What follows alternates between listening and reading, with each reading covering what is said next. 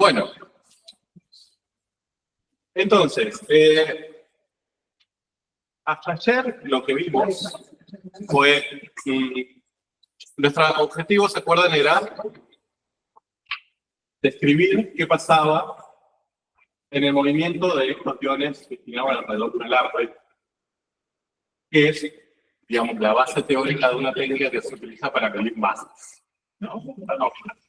Masas moleculares, de sustancias químicas, pero a nivel particular. Entonces, estuvimos viendo las primeras dos estrategias para hacer eso. ¿Qué fueron? La primera, describir por dónde anda esa partícula, por dónde pasa, que es lo que llamamos trayectoria, que en este caso, por ejemplo, la trayectoria sería una circunferencia. Mientras que después lo que vimos como segunda estrategia es incorporar alguna información más. Por ejemplo, no solo por dónde pasa la partícula, sino cómo se recorre esta circunferencia. Si gira para los lados, si gira para el otro, si gira un poco más rápido, un poco más lento. Pero eso sería como la información extra que ahora tendríamos.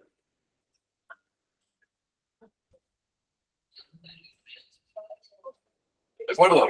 Entonces, en el primer caso, nos bastaba simplemente, si lo que queríamos dibujar era, por ejemplo, o queríamos describir una circunferencia en el plano, nos bastaban dos variables, x e y, las variables cartesianas del plano. Entonces empezábamos a usar lo que llamábamos ecuaciones cartesianas. Mientras que en el segundo caso, ya necesitábamos, al necesitar más información, dos variables no nos eran suficientes y aparecía una tercera variable, que era el parámetro, y lo que aparecían eran las ecuaciones paramétricas. ¿Bien? Era así. Ahora, lo que vamos a empezar a ver ahora es, digamos, como el último paso de esta seguidilla de ir utilizando estos modelos o esta problemática para generar conceptos o entes matemáticos cada vez más complejos, pero que cada vez nos puedan aportar más información.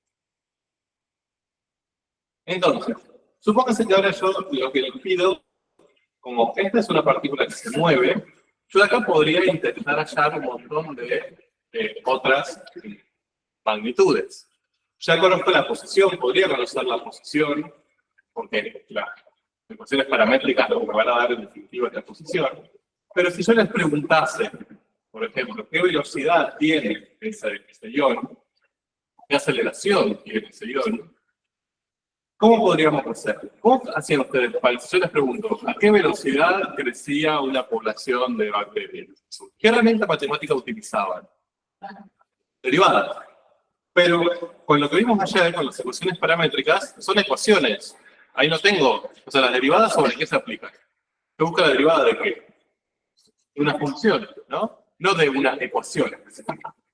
¿Bien? Las ecuaciones a mí lo que me dan son estos puntos, digamos.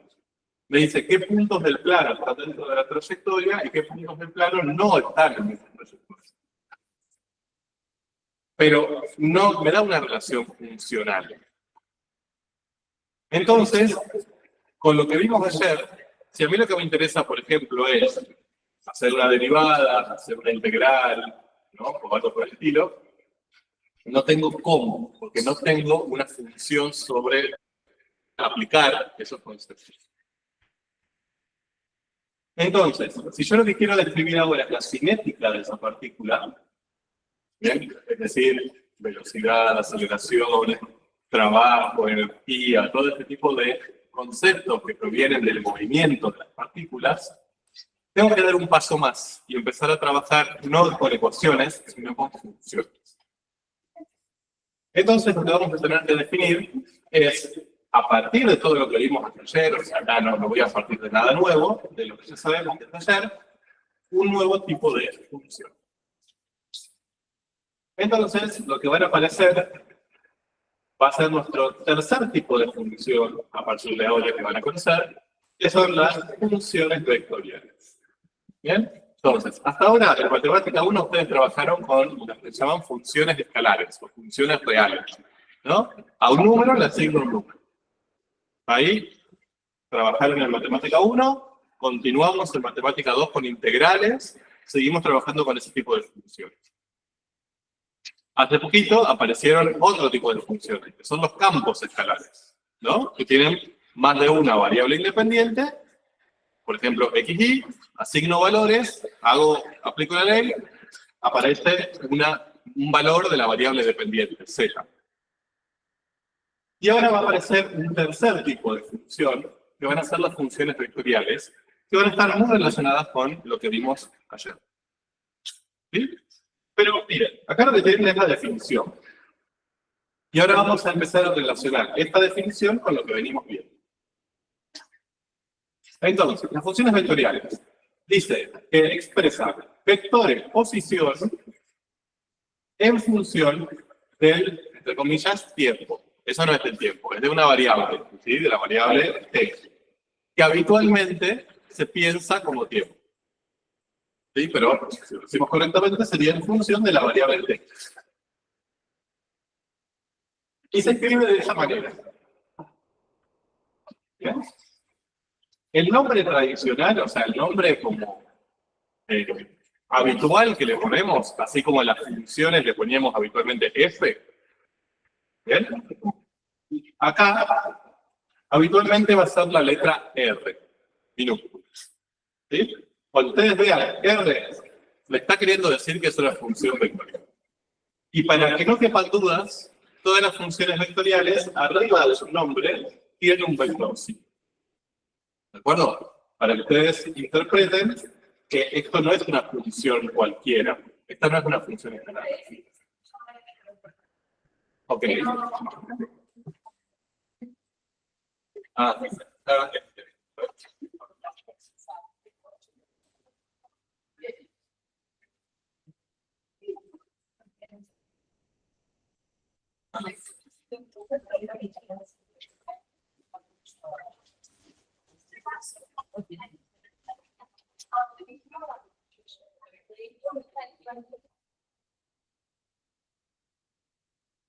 Hola, hola.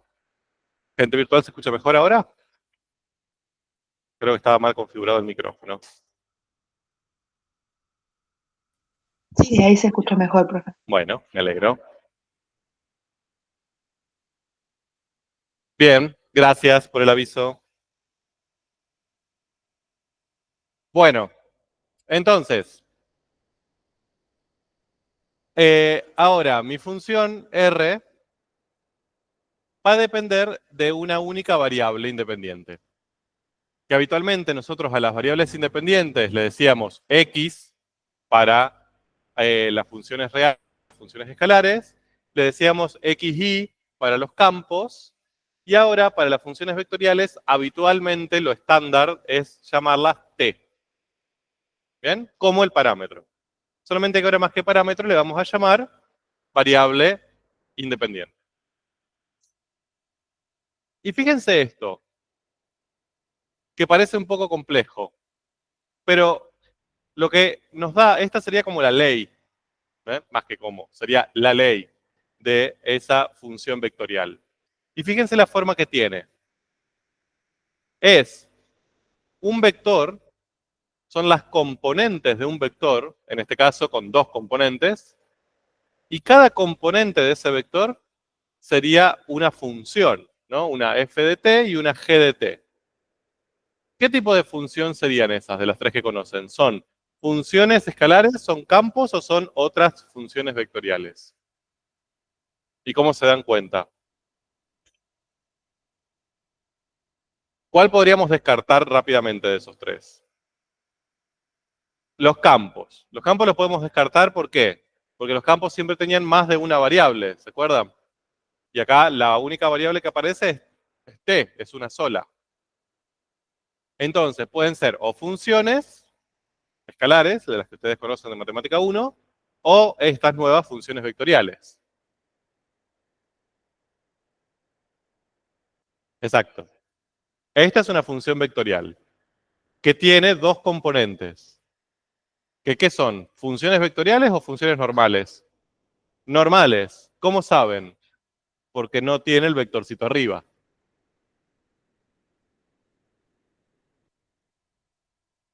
Exacto. Para que exista una vectorial, tiene que haber dos o más funciones normales, escalares, que tomen el rol de componentes de un vector.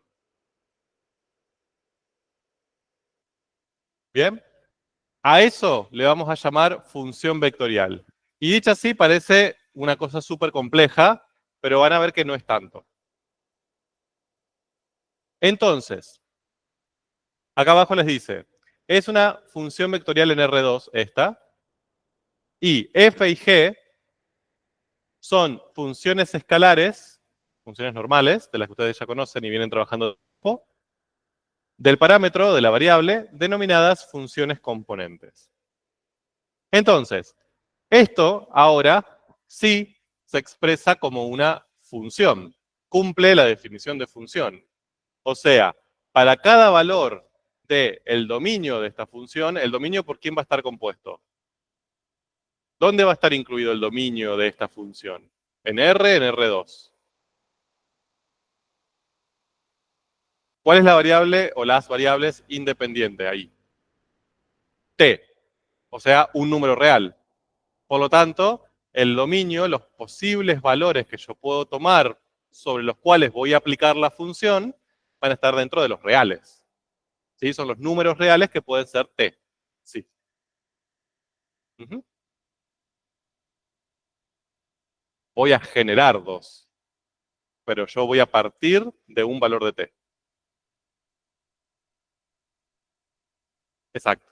El dominio, yo estoy hablando de la vectorial, ¿eh? No de la, o sea, la vectorial, su dominio va a estar dentro de los reales. ¿Por qué? Porque yo para aplicar la vectorial, la R, voy a elegir un número real que va a ser T. ¿De acuerdo? Entonces voy a decir, por ejemplo, R en 4. Y voy a aplicar toda la función vectorial en 4. Por lo tanto, su dominio va a estar dentro de los reales. Este conjunto de partidas que tenemos acá va a ser R o va a estar incluido en R.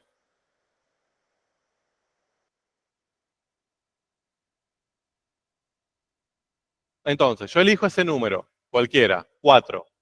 Aplico la función. ¿Qué significa que aplique la función vectorial?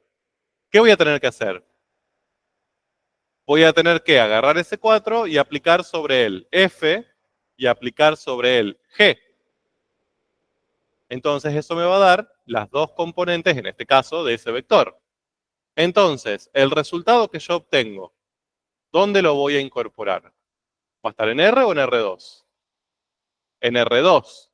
¿Por qué? Porque ahora el resultado que obtenga lo voy a limitar, lo voy a delimitar o lo voy a identificar con dos números reales.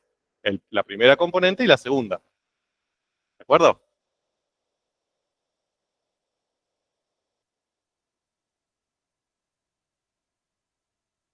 No, números.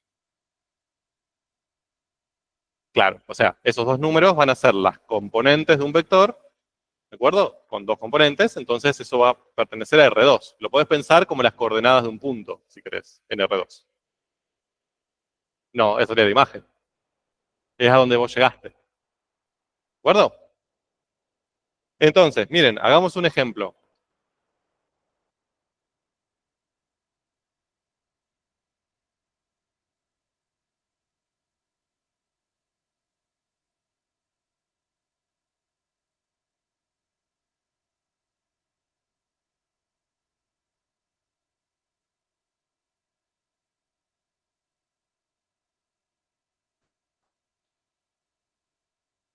Eso, por ejemplo, podría ser la ley de una función vectorial.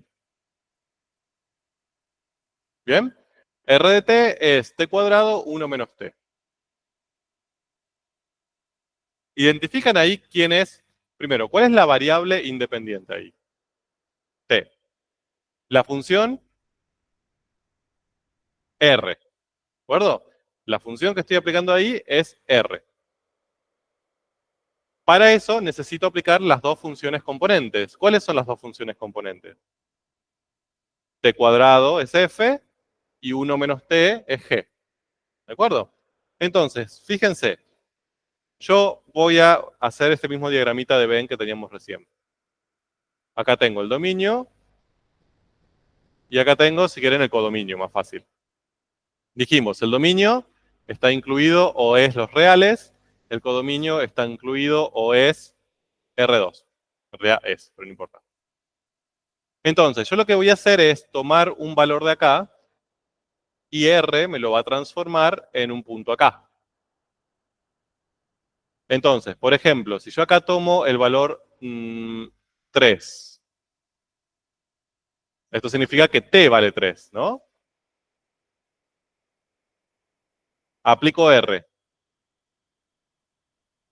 Entonces lo que voy a obtener va a ser R en 3. ¿Eso a qué va a ser igual? A T al cuadrado, o sea, 3 al cuadrado, punto y coma, 1 menos 3. O sea, 9 menos 2. ¿De acuerdo? Fíjense que a partir de un valor de la variable independiente, yo obtuve dos valores, que son las dos componentes del vector final. Por eso voy desde R a R2. ¿Bien? Ya veremos. Vamos paso a paso. ¿Estamos de acuerdo? Que esta es como un nuevo tipo de función que a veces es parecida o confunde con los campos, pero en los campos tenemos invertidos los conjuntos. Los campos empiezan en R2 o en R3 o en R4. Yo aplico la fórmula, bla, bla, bla, hago toda la cuentita y obtengo siempre como resultado un número real, un Z. ¿De acuerdo? Acá es al revés. Yo parto de una variable independiente y llego a más de una. Obviamente acá estamos trabajando de R a R2, pero esto vale de R a R3, de R a R28, ¿eh? O sea, podemos tener funciones vectoriales de 28 componentes. Nosotros vamos a trabajar de R a R2. Sí. ¿La? ¿Qué es la magnitud? Sí, sí. Pero el módulo de esa función vectorial no es una función vectorial. Porque vos vas a elegir un número y vas a llegar a un número. Es una función normal. ¿De acuerdo? Bueno, más o menos entendió la idea. Bien. Ahora, supónganse que yo les digo que, como acá me preguntaba su compañera, bueno, primero, empecemos por algo más sencillo. ¿Cuál es el dominio de esa función? Supónganse que acá no tenemos restricción de modelo. Es un dominio solamente algebraico. Entonces, ¿cuál sería este conjunto en definitiva?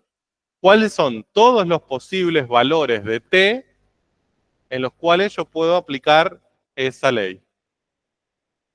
¿Mm? Todos los reales. ¿Se ve? ¿Cómo me fijo eso? ¿Qué tengo que fijarme para saber si tengo que restringir ese dominio? Si las funciones componentes tienen restricciones. Si las funciones componentes tienen restricciones. Perfecto. ¿De acuerdo? Lo mismo que veníamos haciendo con funciones y con campos. Si aparece un cociente, si aparece un logaritmo, si aparece una raíz. ¿De acuerdo? Acá no tengo ninguna restricción algebraica. T cuadrado, cualquier t lo puedo elevar al cuadrado. 1 menos t, a cualquier t puedo hacer 1 menos t. Entonces el dominio es todos los reales.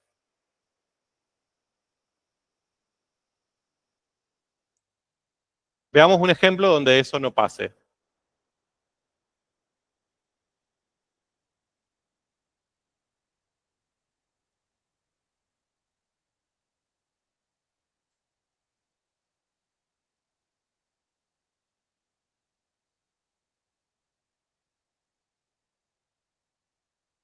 Sí,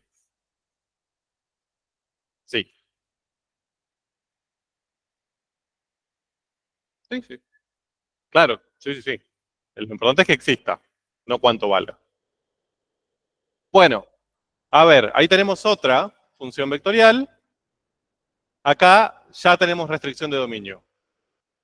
¿Bien? Veamos, ¿cómo hago ahí para calcular el dominio? ¿Qué tiene que pasar? O sea, ¿qué test vamos a admitir en nuestro dominio? ¿Qué condición tiene que esa T que yo diga, bueno, esta T está dentro del dominio?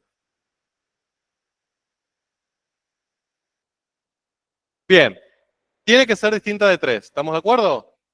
¿Por qué? Porque si es 3, anula el denominador de la primera componente y no existe la primera componente. Bien, a ver, voy escribiendo. T no puede ser 3, por esto. Y de acá, ¿qué podemos decir? Bien, que T más 1 tiene que ser mayor o igual a 0, o sea que T tiene que ser mayor o igual a menos 1. Entonces ahí tengo dos restricciones. ¿Cuál tiene que valer? Ambas. ¿De acuerdo? No es una u otra. Tienen que pasar las dos al mismo tiempo. ¿Por qué? Porque si hay una sola de esas dos que no se cumple, ya la imagen de la función no existe. Que exista una componente pero que no exista la otra, a mí no me sirve. ¿De acuerdo? Yo necesito que existan las dos, que las dos sean números reales. Entonces, en este caso, ¿cómo escribo ese dominio? Díganme ustedes.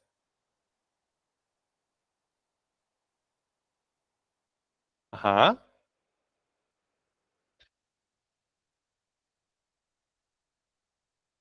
Sí.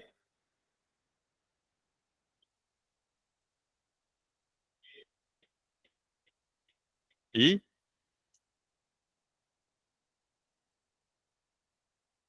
acá no tengo un i. Y es para conjuntos. Acá tendría que usar unión o intersección en todo caso.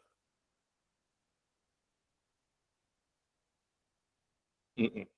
Si yo lo uno, si hago reales menos 3 y lo uno con este conjunto, me quedarían todos los reales, porque este incluso incluye el 3. Acá, yo lo que haría primero, antes de ponerme a hacer cosas, es graficar. Tiene que ser mayor o igual a menos 1, ¿de acuerdo? Pero tengo que excluir al 3.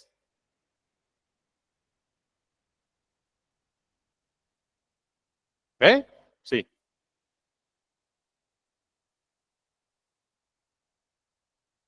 Sí. De hecho, para mí es lo más fácil. Menos 1 a más infinito y le saco el 3. ¿De acuerdo? Ahora, a mí lo que me interesa de eso, más allá de la escritura, es que vean que tienen que cumplirse ambas condiciones. ¿Bien? No es suficiente con una. Tienen que ser las dos. Porque yo tengo que garantizar que las dos componentes se puedan calcular para todas las T de mi dominio. Con que una de las dos no se pueda calcular, ya ese T lo tengo que sacar del dominio. ¿Bien?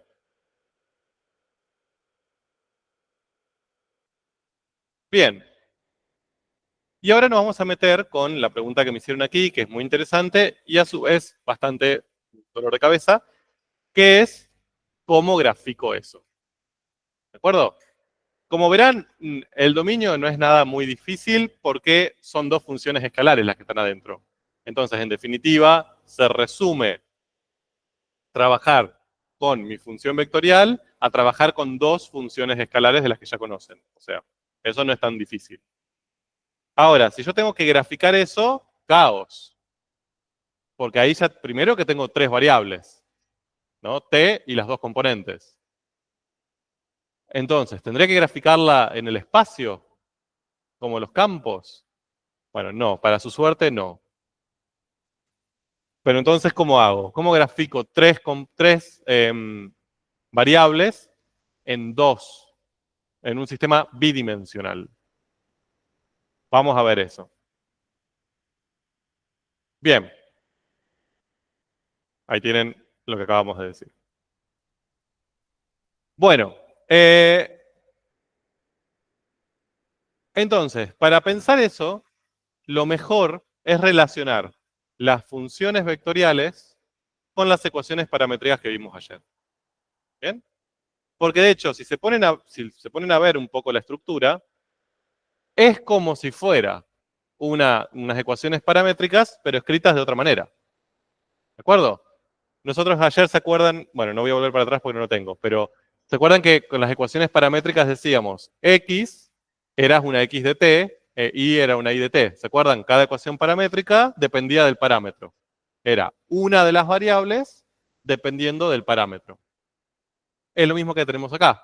La primera componente, x, va a depender del parámetro t. Y la segunda, y, va a depender del parámetro t. Entonces, tengo como si fueran las dos ecuaciones paramétricas, pero escritas adentro de un vector. ¿Bien? Entonces, por ejemplo, esto que yo tengo acá, que son dos ecuaciones paramétricas, que ya que está, repasemos. ¿Qué curva está relacionada con esas ecuaciones paramétricas? Circunferencia. Centrada en el origen. De radio 2, muy bien. Recorrida en sentido. Horario.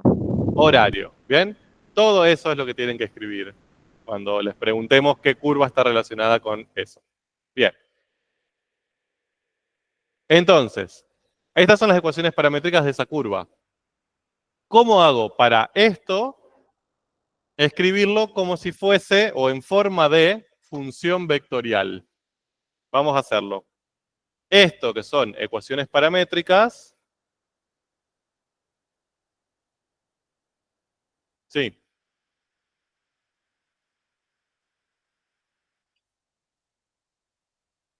Esa es la cartesiana. Esta es la paramétrica. Exacto.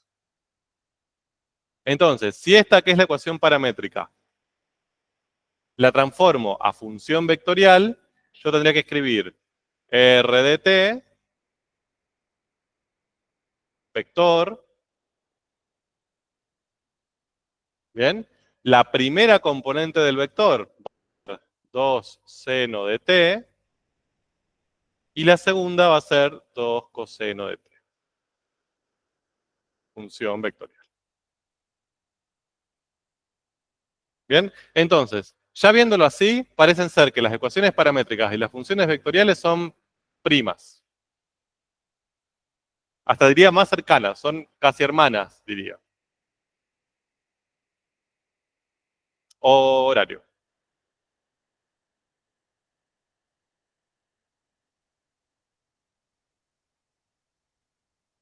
Exacto.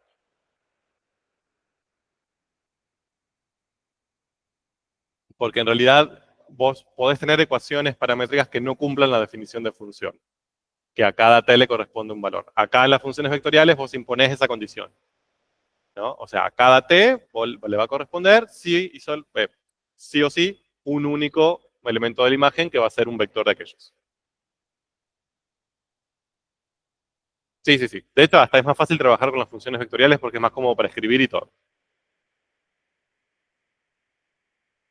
¿De acuerdo?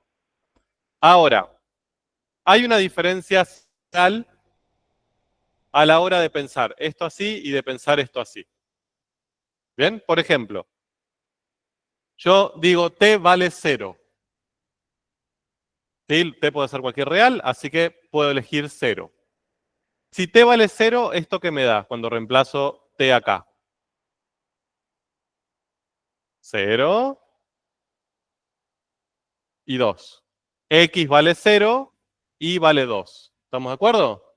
¿Y eso cómo lo pienso? ¿Qué es el 0, 2? Un punto en el plano. ¿Estamos de acuerdo? Son las coordenadas del punto 0, 2. Yo dibujaría un sistema y en el punto 0, 2 hago un puntito. ¿De acuerdo? Hago lo mismo acá. Hago R en 0. Reemplazo. Me va a dar 0, 2. ¿Qué es eso? Un vector. ¿De acuerdo? Y esa diferencia es clave.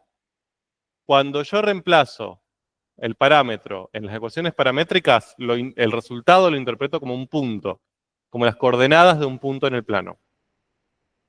Cuando lo reemplazo en una función vectorial, interpreto el resultado como un vector, por eso se llama función vectorial. ¿De acuerdo? Obviamente, el vector 0, 2, si lo hago que comience en el origen, va a terminar en el punto 0,2. ¿De acuerdo? O sea, el punto que yo obtuve acá arriba va a ser el punto final de este vector. Porque es definición de vector posición. ¿Se acuerdan? Lo vieron en Matemática 1. Si arranca en el origen, termina en el punto que dice sus componentes. Después ustedes lo pueden poner en otro lado si quieren. 0, 0. Exacto. Recuerden que los vectores son libres, o sea, ustedes podrían empezar en otro punto que no sea el origen. Pero si empezás en el origen, termina en el punto que les dan las ecuaciones paramétricas. Entonces, si yo tuviese que graficar eso, lo que tendría que empezar a hacer es algo así. Bueno, no se ve. PowerPoint no está muy cariñoso conmigo. Acá tendría que haber una circunferencia, ¿no? De radio 2. La voy a dibujar a mano, perdón por el enchastre que va a ser, pero...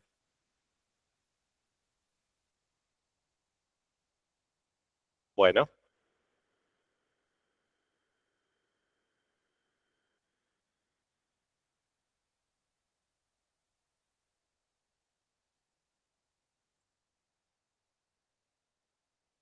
O sea, si yo voy asignándole diferentes valores a t, por ejemplo 0, 0,5, 1, pi, ¿no? Y le voy asignando diferentes valores a t, y voy reemplazando acá, lo que voy a ir obteniendo son diferentes vectores. ¿Estamos de acuerdo? Esos vectores podrían ser estos que están acá.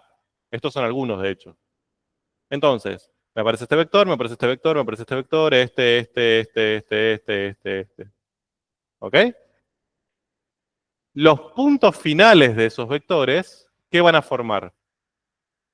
Esta circunferencia. ¿De acuerdo? Y además, los vectores van a aparecer en el sentido de recorrido que nosotros le asignamos a esta circunferencia. O sea, van a aparecer en sentido horario. Se ve que son casi hermanas las ecuaciones paramétricas de las funciones vectoriales. La única diferencia es que esto nosotros lo pensábamos como puntos. ¿Sí? Diferentes t nos daban diferentes puntos y generaban la curva. Ahora, las funciones vectoriales, la diferencia que tiene es que pienso que la imagen no es un punto, es un vector.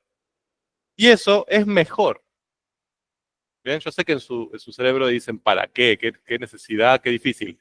Es mejor, porque no solo, fíjense que eso me incluye la información del punto, porque si uso el punto final, obtengo lo mismo que las ecuaciones paramétricas, pero además me aporta una dirección y un sentido. ¿De acuerdo? Entonces me está dando más información todavía. Me está dando el punto final, que me puede describir posiciones, por ejemplo, y trayectorias, y además una dirección y un sentido vectorial que yo lo puedo usar para otras cosas. Por ejemplo, para decir para dónde se está moviendo, con qué intensidad. ¿Bien? Sí.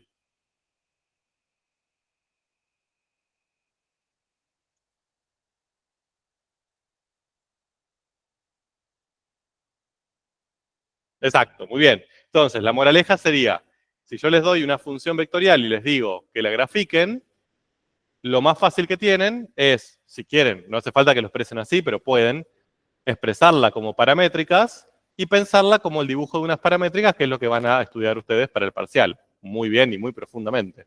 ¿Bien? Por eso es el tema de las paramétricas, lo hacemos que entre en el parcial, porque es fundamental que sepan manejar bien las ecuaciones paramétricas para después trabajar bien con las funciones vectoriales y todo lo que sigue de esto, ¿no? Que obviamente este es el inicio. Sí. No, hasta lo de ayer entraba en el parcial. Bien, esto lo de hoy en adelante, no. Para escribir una curva, cualquiera. Entre ellas una recta. En una recta. En las curvas no, puede ser, por ejemplo, estas son ecuaciones paramétricas de una circunferencia. Ahí perdiste paralelismo con lo que sea. ¿De acuerdo? Lo que hay son diferentes tipos de ecuaciones paramétricas para diferentes curvas.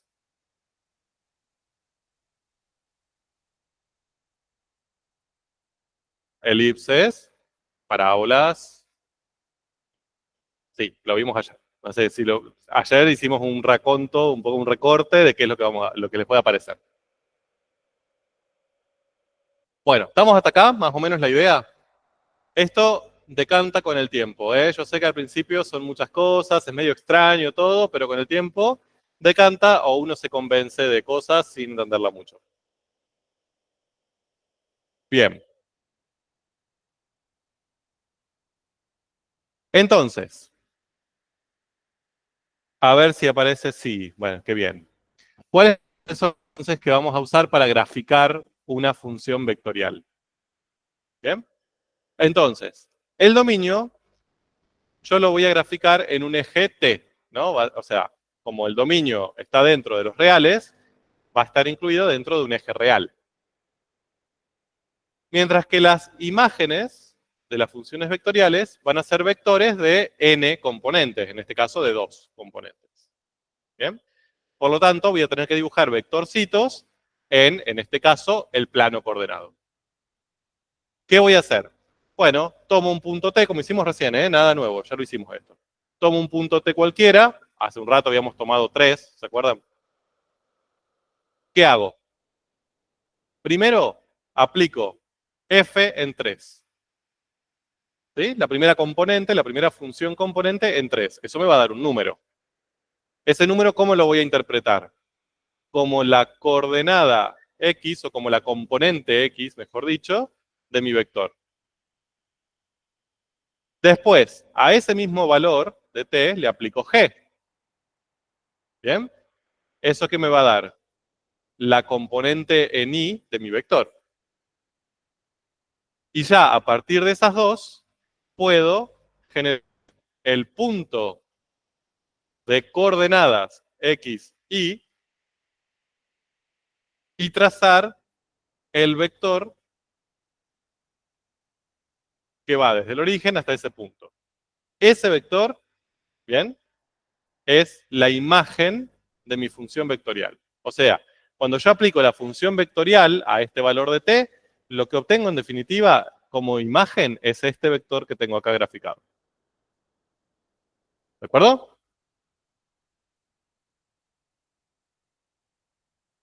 Exacto.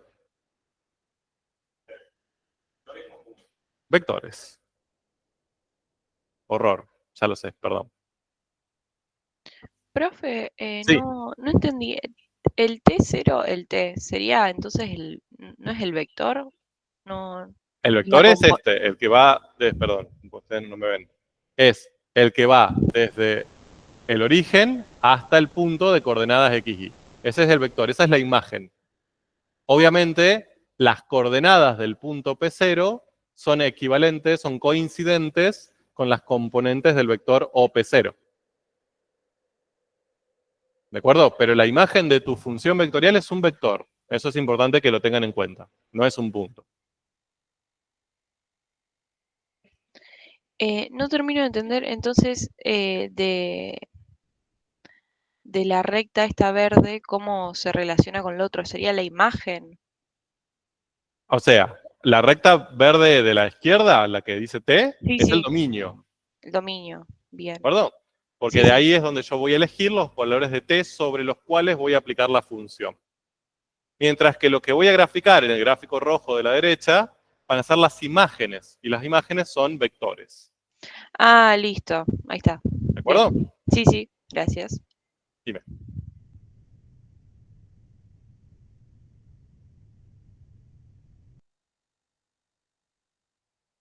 Vamos. Pues estoy diciendo directamente hacia eso. Bueno, entonces, así es como yo voy a empezar para diferentes T, encontrar los diferentes vectores. ¿De acuerdo? Entonces, ya ese análisis lo hice con el primer T. Voy con el segundo, T1. ¿No? Me muevo un poquito en T y ahí tengo T1. ¿Qué voy a encontrar? Otro vector que va a ser el correspondiente a ese T. ¿No? Va a tener su X, su Y. Y así lo puedo hacer infinitas veces. Tomo T2, tomo T3, tomo alguno intermedio, tomo todos los infinitos valores reales. Entonces eso me va a ir generando infinitos vectores. ¿Se ve? O sea, voy a tomar como un conjunto infinito y continuo de vectores uno al lado de otro.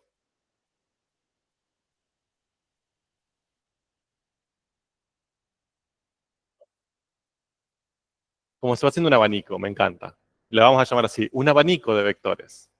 Solamente que acá, ustedes lo ven bastante como abanico porque yo tomé 4. Pero ¿cuántos tendría que tomar si mi dominio va entre T0 y TF, por ejemplo? Infinitos. Entonces, todos los del medio también. Acá habría un vector en el medio, otro. No habría ningún espacio entre ellos. No habría una continuidad de los vectores.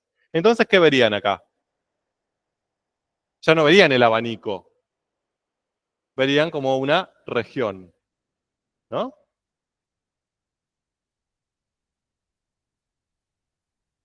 A ver. Esa región. Amarillita.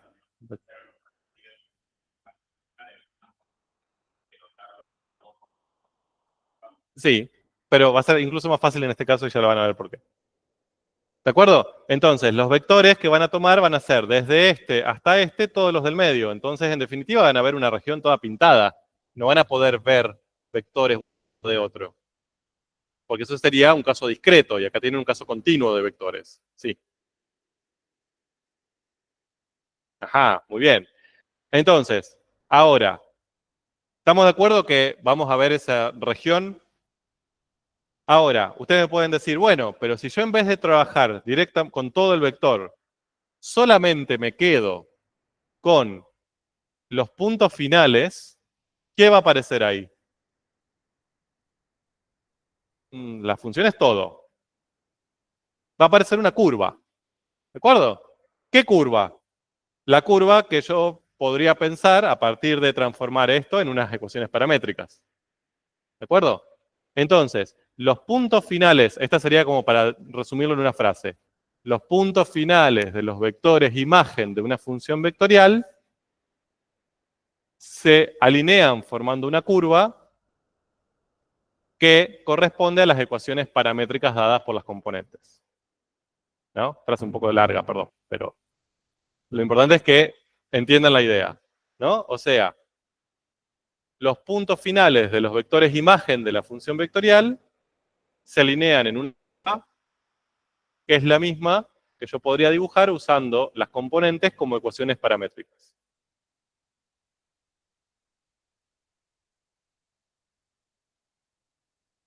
Sí. Los puntos finales de los vectores imágenes de la función vectorial se alinean en una curva que sería idéntica a la que yo obtengo si pienso a las componentes de la función vectorial como ecuaciones paramétricas de una curva.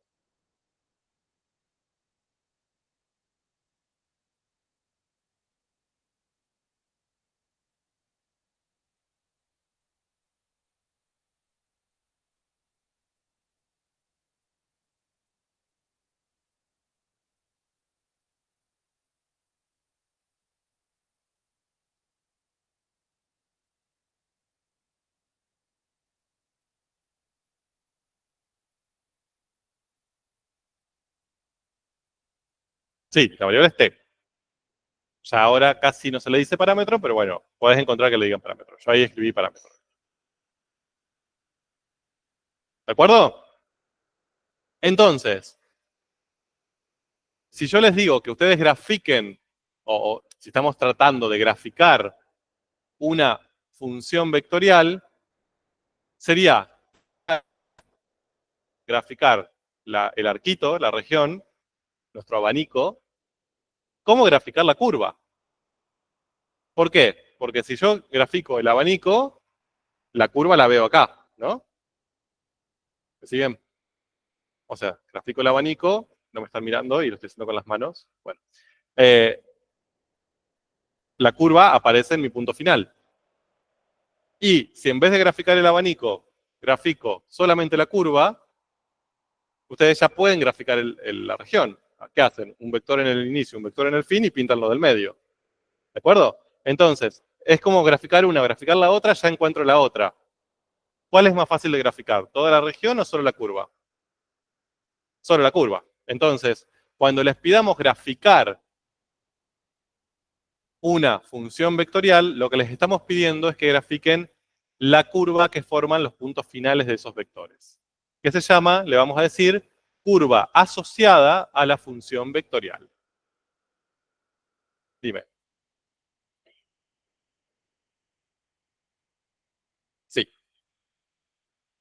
con tu t inicial y tu t final. Entre 0 y 4, calculás tu vector en 0, tu vector en 4, y después graficás la curva entre esos dos puntos. Sí, sí. Esto se va a utilizar en movimientos, pero en 3 segundos, mira. Sí, ahora hacemos un ejemplo.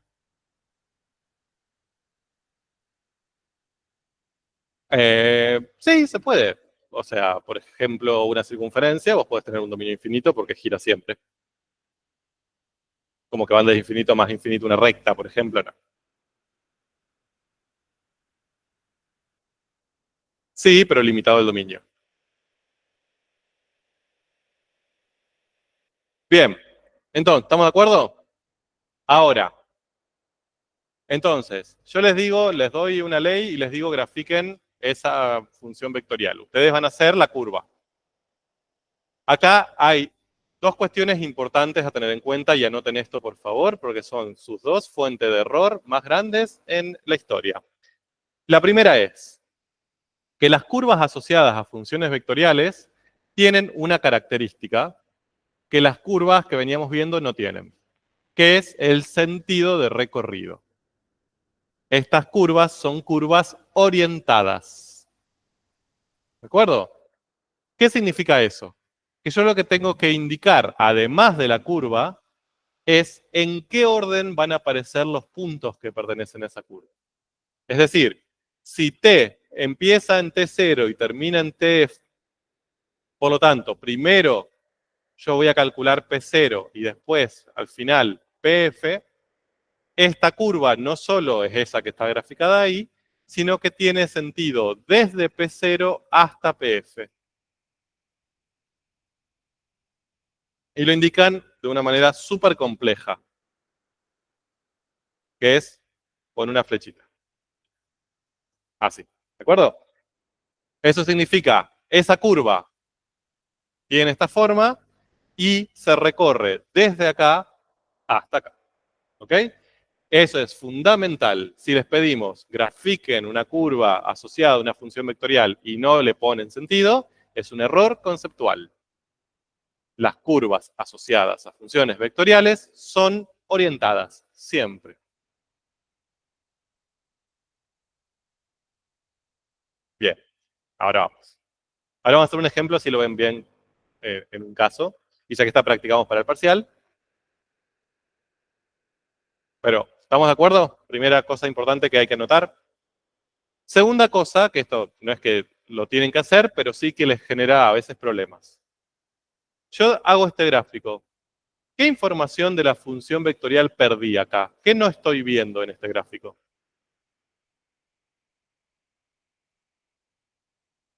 La ley, esta es una representación de la ley, digamos. Pero ¿qué información no puedo leer de acá? El dominio. ¿De acuerdo? T, la variable independiente. La variable independiente no está incluida en el gráfico. O sea, este es un gráfico solo de las imágenes de la función. Y eso para nosotros es algo nuevo. Porque cuando ustedes tenían la gráfica de una función cualquiera, no sé, x cuadrado, leían el dominio y leían la imagen. ¿De acuerdo? Cuando tenían un campo escalar y una superficie, leían el dominio y leían la imagen. Acá solo tengo la imagen.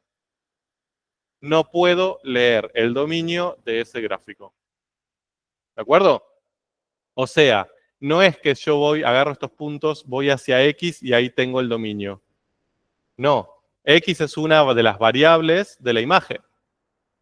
El dominio está en T y T yo acá no lo veo. ¿De acuerdo? No hay forma de verlo.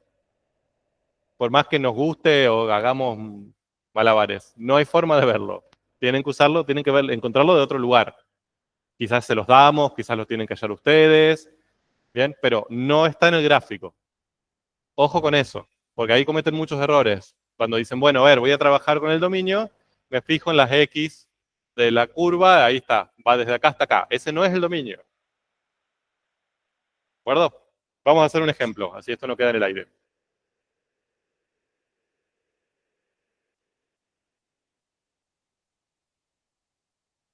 Sí, claro. pero no en el gráfico. A veces hacen abuso del gráfico.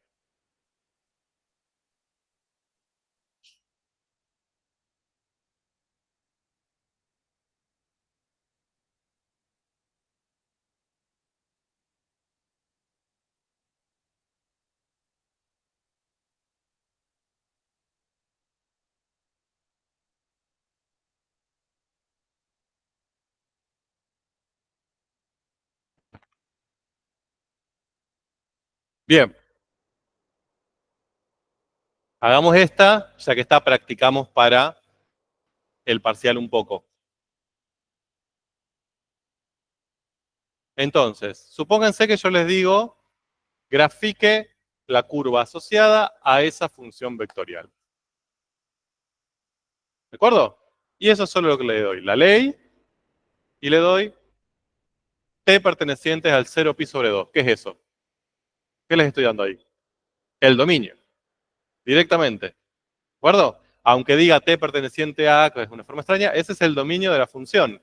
Me está diciendo entre qué valor y qué valor yo voy a poder tomar mi variable independiente. Es el dominio.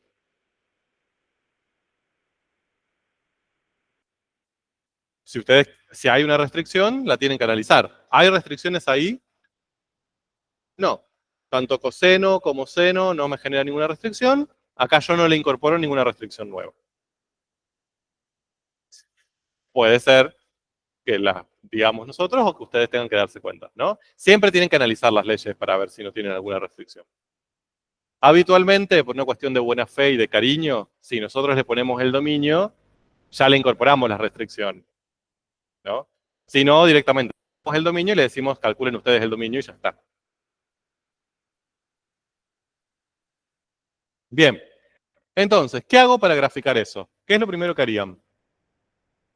Bien, esto quizás no lo hagan siempre, lo van a hacer las primeras veces, pero ya que está, conceptualmente me parece divertido. ¿Qué es? Esto, lo primero que voy a hacer es expresarlo en forma de ecuaciones paramétricas. ¿Por qué? Porque es lo que ustedes ya, se supone, que saben graficar. Entonces, es como pasar algo más desconocido a algo un poco más conocido. ¿Cuáles serían acá las ecuaciones paramétricas? X igual a 3 coseno de t igual a 2 seno de t. Con t en 0,2π/2. ¿De acuerdo? Ya viendo eso, ustedes saben por la regla mnemotécnica qué tipo de curva voy a tener que dibujar. ¿Qué va a ser eso? Bien, recuerden que esto en un examen lo tienen que justificar. ¿De acuerdo? Tienen que hacer el pasaje, dividir por 3, elevar al cuadrado, todo lo que vimos ayer. ¿Bien? Acá vamos a suponer que esta flechita incluye esa justificación. Entonces, elipse más centrada en el origen.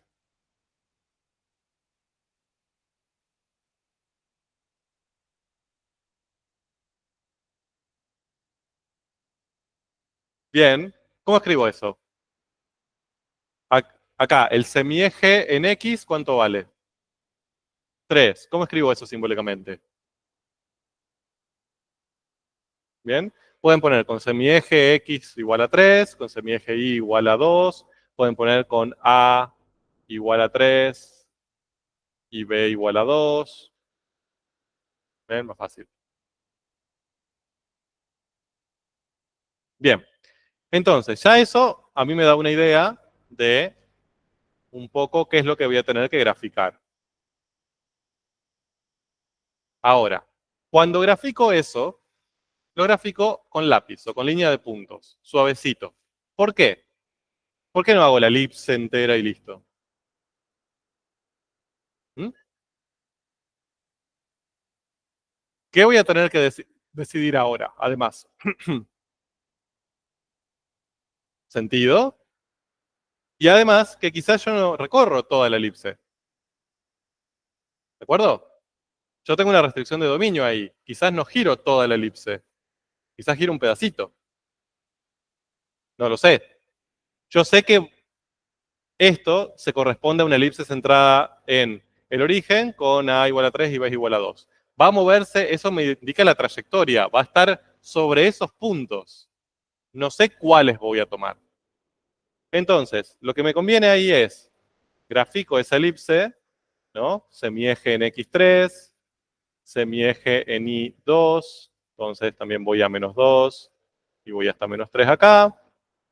Y la grafico en línea de puntos.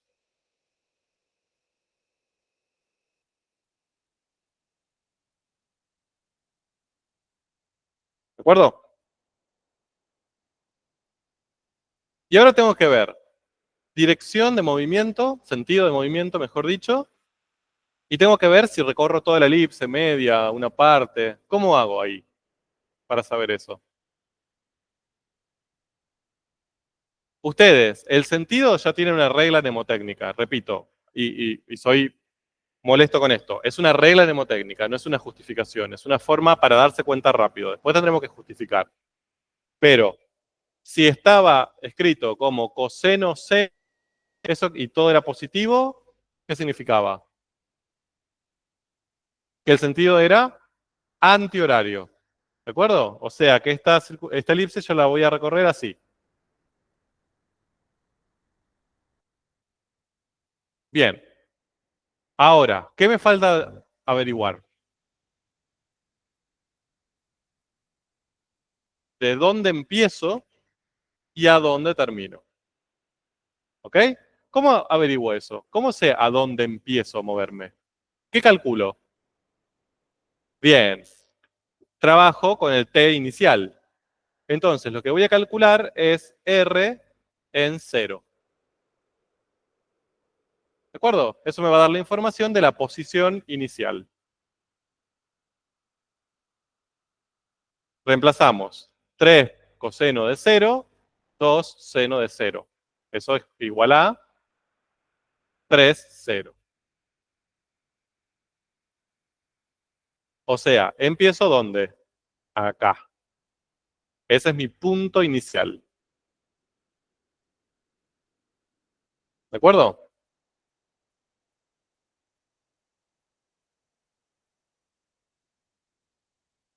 ¿Y cómo calculo dónde termino? R en pi sobre 2. Sería 3 cosenos de pi sobre 2, 2 senos de pi sobre 2. Y eso es igual a 0, 2. Muy bien. O sea que termino acá.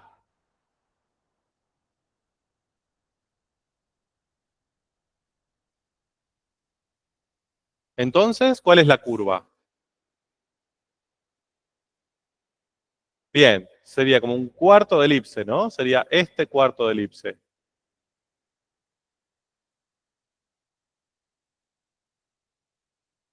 Esa es la curva asociada. ¿Estamos de acuerdo?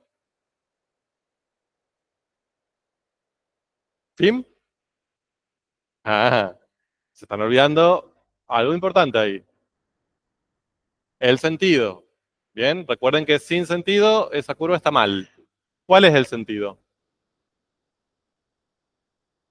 Antihorario. Y acá lo ven bien, acá ya tienen la justificación. Empezamos en el 3,0 y terminamos en el 0,2. Voy de acá para allá. ¿De acuerdo? Entonces, esa puede ser una de las justificaciones del sentido.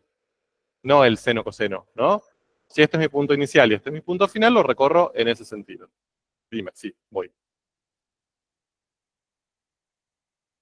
No, no, es en el medio.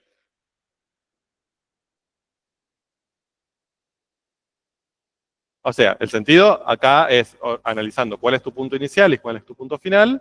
Entonces vos decís, bueno, si empiezo acá y termino acá, tengo que ir para allá. Esa es una forma de justificar el sentido. Lo que hablamos ayer de que si decía coseno seno siempre es, y todo positivo, siempre es antihorario, esa es una regla, es para que ustedes lo piensen rápido. Pero la justificación es viendo inicial y final. Si no les queda claro con eso, pueden tomar más puntos en el medio. ¿Bien? Y eso pasa a veces. ¿Sí? Ya vamos a hacer alguna actividad donde eso pase para mostrarles que a veces esta técnica no es tan clara. Por ejemplo, lo hacemos rápido acá. Supónganse que acá me hubiera dado que el dominio es 0, 2 pi. ¿Bien? En 0 empezaría en el punto 3, 0, en el mismo lugar. ¿Y dónde terminaría? ¿Qué daría R si la valorizo en 2pi? El mismo punto. Entonces, empiezo acá y termino acá. ¿En qué sentido giré? ¿Así o así? Ni idea.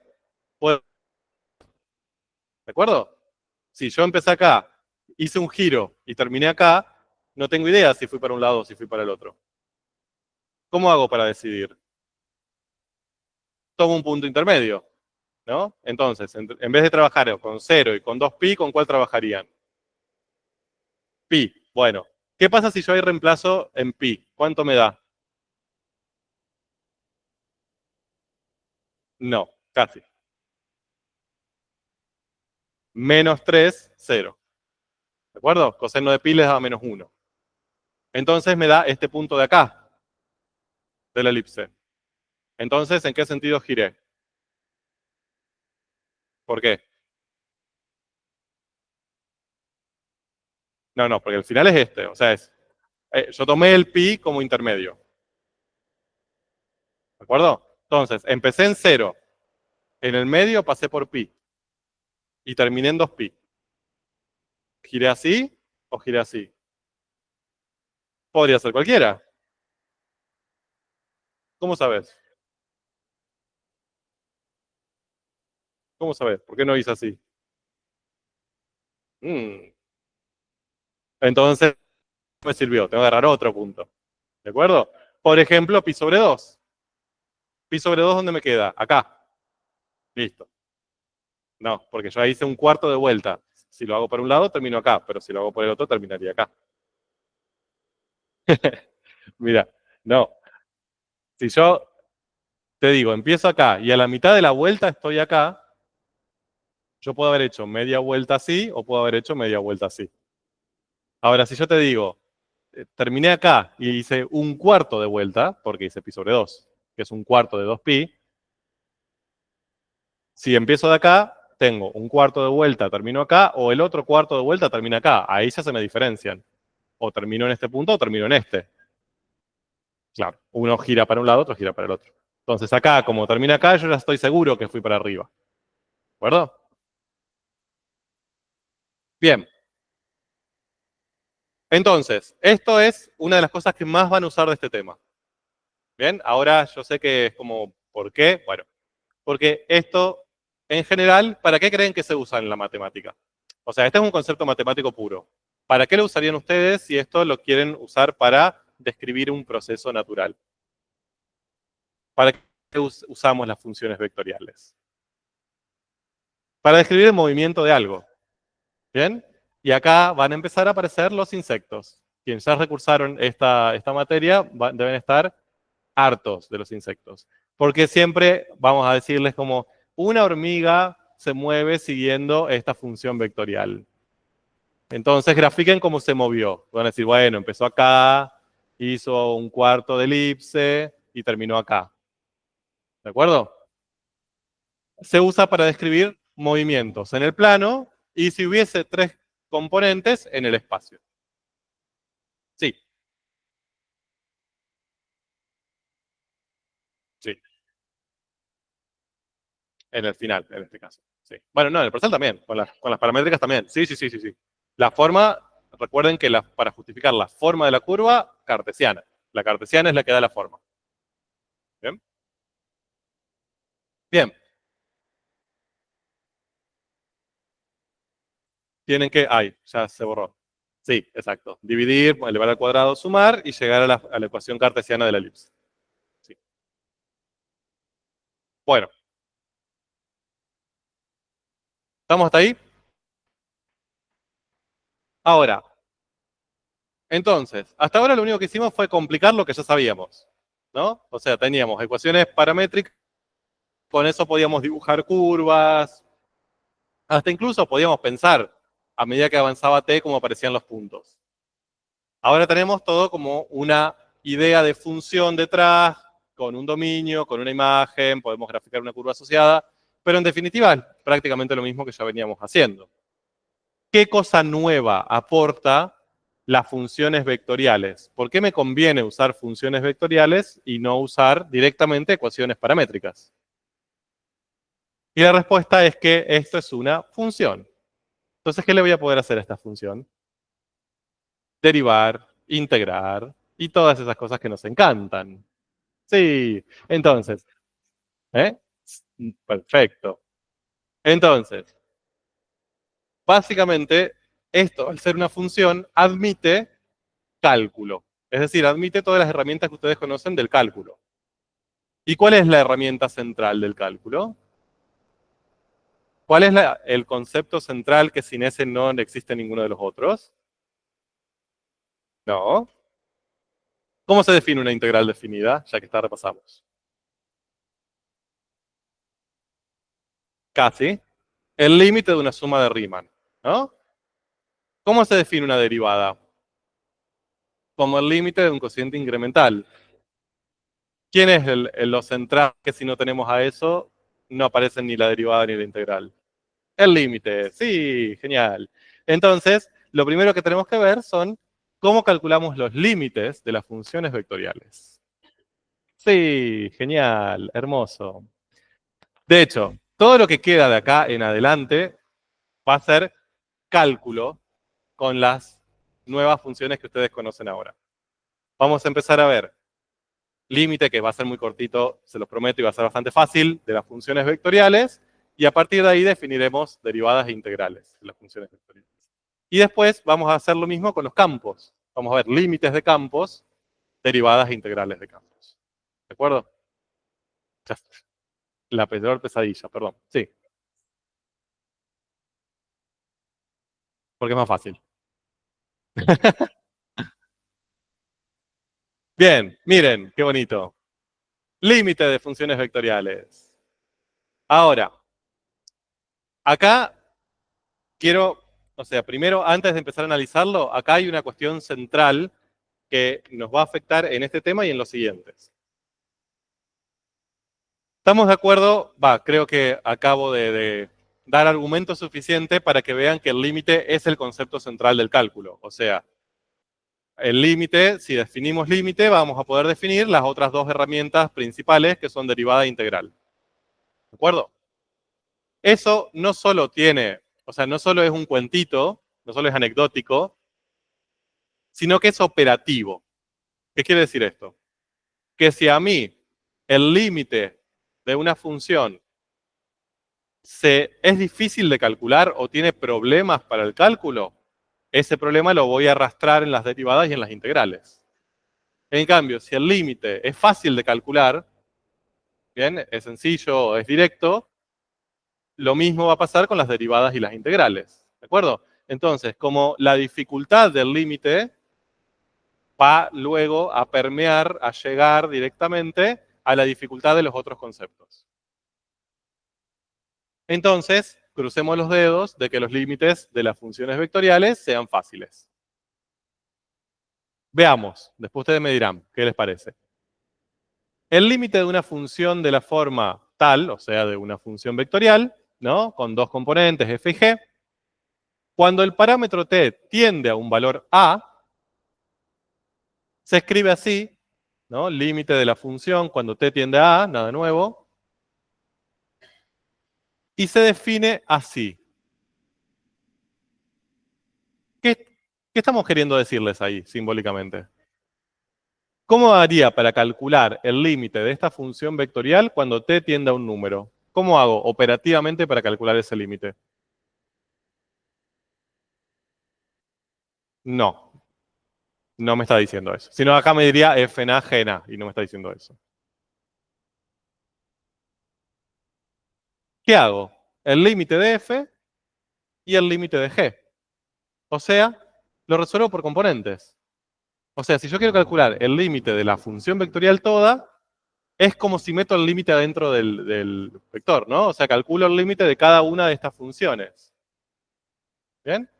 O sea que, en definitiva, lo que voy a tener que hacer para calcular el límite de la función vectorial es calcular dos límites de lo que ustedes ya conocen. ¿Sí? Límites de las funciones escalares tradicionales. Hermoso. Eso te va a dar cada uno un número y por lo tanto, en definitiva, un vector. Exacto. El resultado de un límite en una función vectorial va a ser un vector.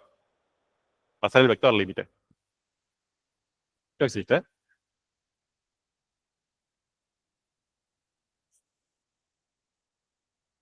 Ajá. No lo vas a hacer tranquilo.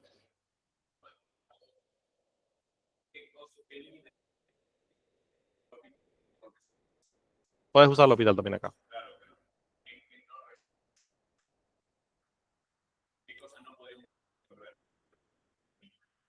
L'Hopital básicamente resuelve todas las indeterminaciones que son 0 sobre 0, infinito sobre infinito. Todas las demás indeterminaciones se pueden transformar a una 0 sobre 0, infinito sobre infinito. Eso creo que ustedes no lo vieron en Matemática 1. Antes lo veíamos, ahora lo eliminamos. Ok, fue tipo como esto se puede transformar a. Bien. Entonces, todas esas indeterminaciones con L'Hopital lo pueden resolver. Hay límites que no se pueden calcular porque no existen directamente, como el del seno o cosas por el estilo. Pero todas las indeterminaciones hasta ahora las pueden resolver. No lo van a tener que resolver tranquilos. Esto es teórico por ahora. No. Sí, sí. Bien. Entonces, el límite se define así, se calcula así, y para que exista el límite de la función vectorial, tienen que existir estos dos límites. Con que uno no exista, ya el límite de la función vectorial no existe. ¿De acuerdo? Lo cual tiene lógica. Que tenga definida una de las componentes y la otra no está definida, ese vector no existe.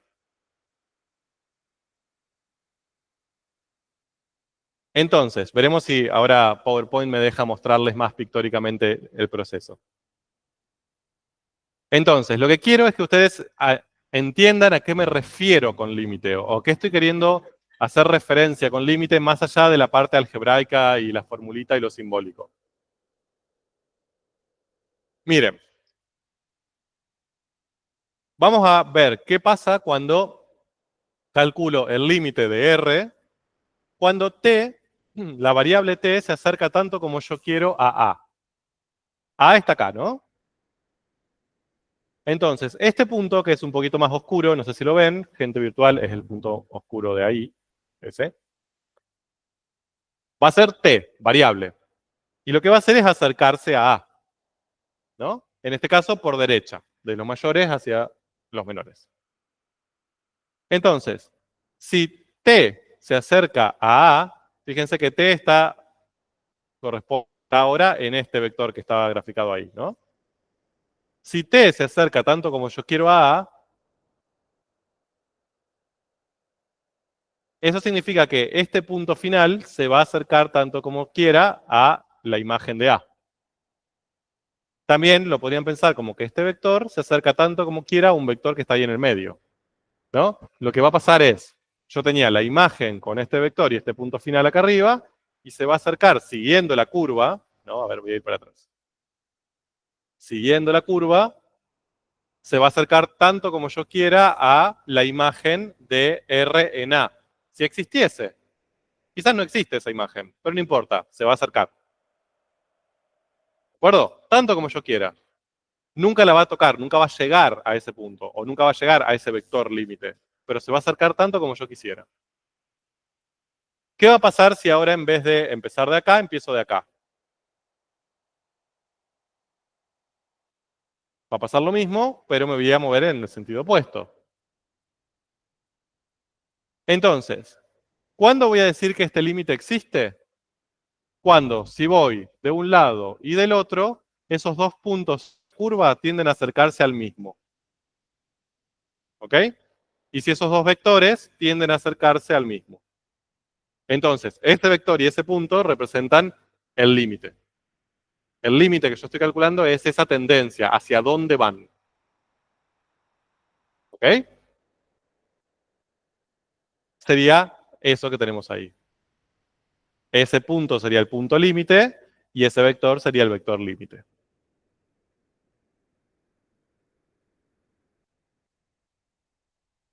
Ya vamos a ver. Es un poco más difícil. No es tan fácil de pensar como el límite. ¿Estamos de acuerdo?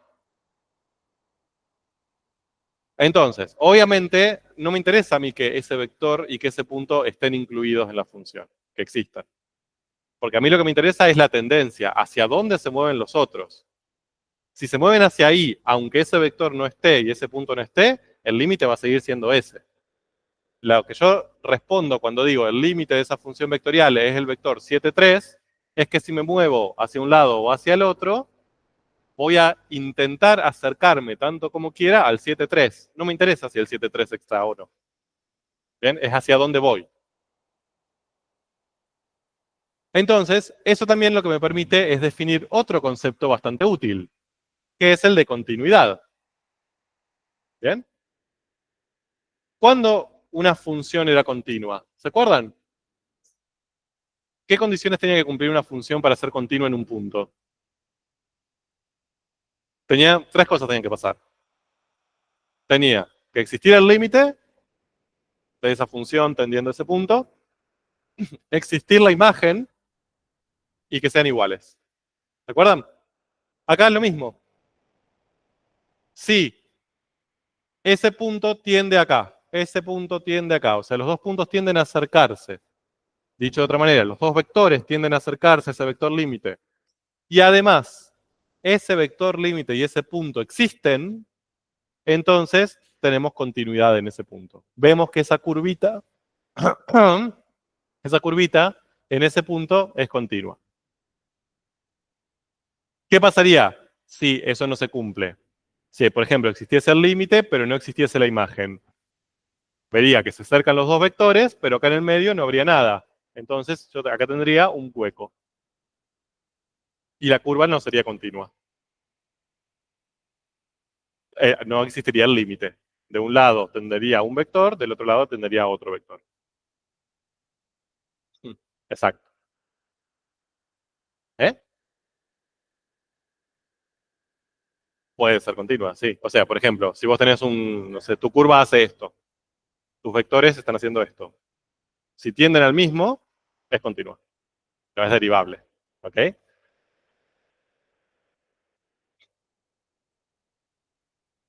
Entonces, fíjense la definición de continuidad. Si el límite de una función vectorial para un valor a del parámetro verifica que existe el límite, existe la imagen de la función en a, y ambos me dan lo mismo, entonces tenemos continuidad. ¿Y cómo lo veo eso? La curva continua, ¿no? La puedo dibujar sin levantar el lápiz, no hay hueco, no hay salto, lo mismo que vieron ustedes en Matemática 1 con las gráficas de las funciones, ahora sucede con las curvas asociadas. Sí. El límite de la función vectorial no existe.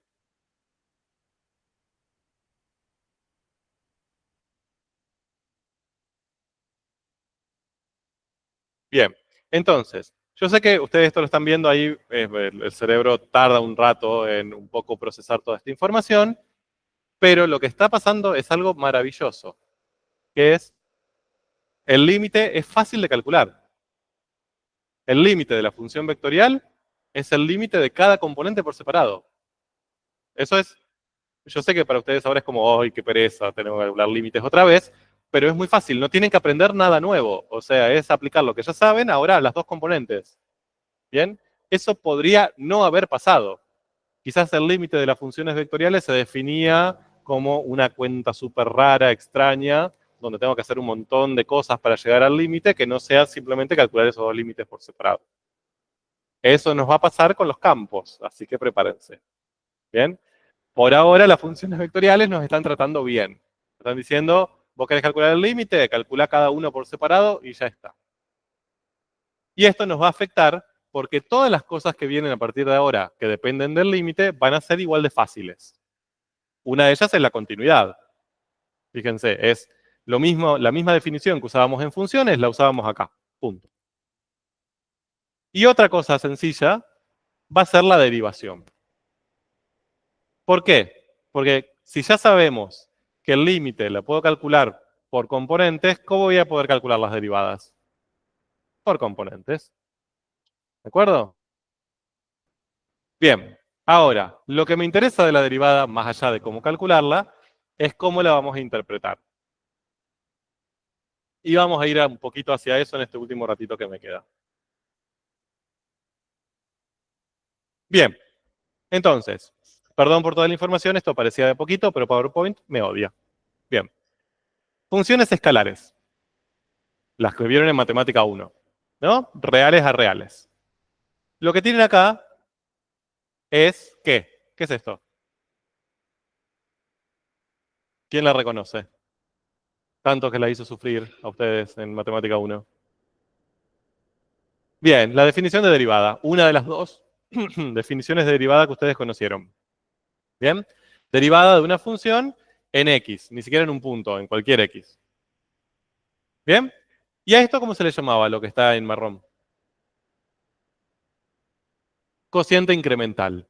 Era cuánto cambiaba la imagen de la función sobre cuánto cambiaba la variable independiente. ¿Se acuerdan? Épocas oscuras de su vida que vuelven. Bien, entonces, a esto le vamos a llamar cociente incremental. Y el límite del cociente incremental, cuando el cambio en la variable independiente se hace tan chiquito como uno quiere, a todo eso le llamábamos derivada. ¿De acuerdo? Repaso de derivada fugaz. Entonces, ¿cómo interpretábamos todo esto para las funciones de Matemática 1? ¿Qué nos permitía calcular el cociente incremental? Si lo pensábamos como la interpretación que la llamábamos física de la derivada, ese cociente incremental era la velocidad media. ¿Se acuerdan? Yo les decía, bueno, me desplacé 40 kilómetros en media hora. ¿Cuál es la velocidad a la que me moví? Ustedes harían, bueno, 40 kilómetros dividido 0,5 horas, 80 kilómetros por hora. Obviamente, esa es una velocidad promedio. No significa que yo empecé a 80 kilómetros por hora y terminé a 80 kilómetros por hora, ¿no? Sería un poco ilegal, de hecho.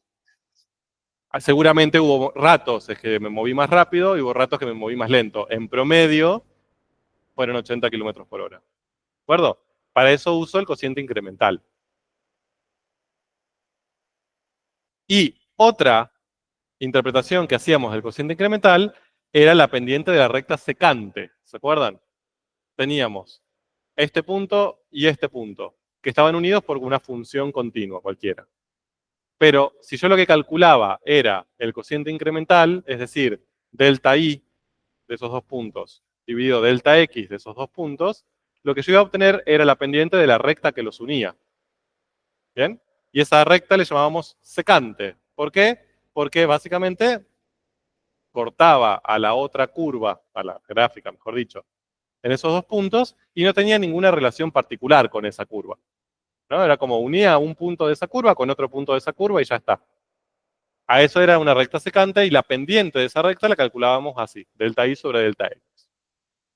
¿De acuerdo, doctor?